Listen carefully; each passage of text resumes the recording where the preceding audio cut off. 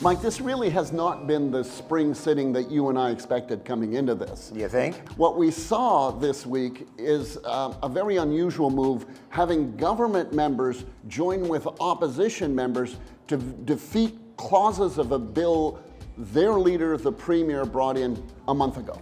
Clause 6. Shall Clause 6 carry? Defeated.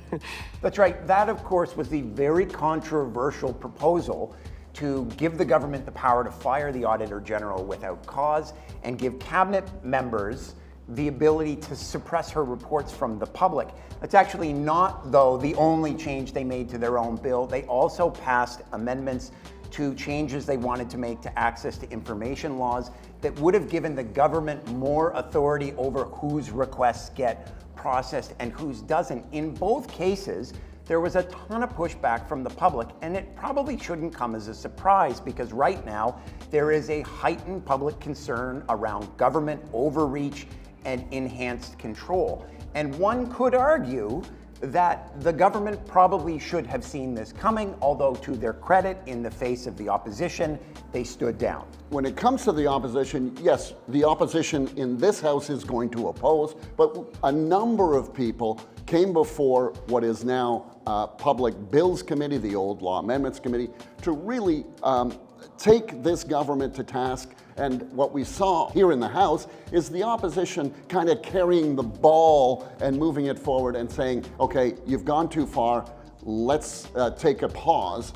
And the government, to its credit, as you said, has taken a pause and withdrawn some of the most contentious provisions in bills this spring. It raises an interesting question, though, about the legislative process that the government uses, because perhaps there's something to be said about a bit more public disclosure ahead of time about what governments are thinking.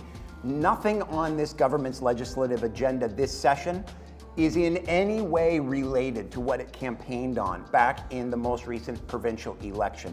And so all of this has come as a surprise to the public, and they've been left to react. Now, ultimately, things are going to get where they're going to get, and they follow the process they're going to follow.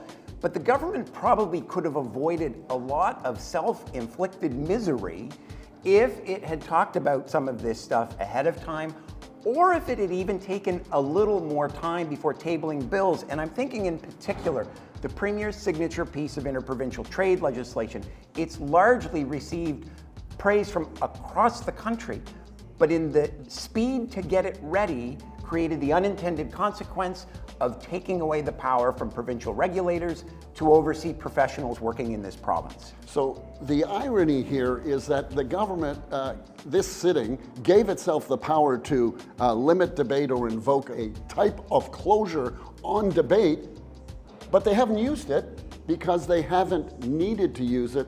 The opposition has done its job by opposing and slowing down, but not to the level of degree that we've seen in past sittings, and there hasn't been hour-long bell ringings that we've seen in the past.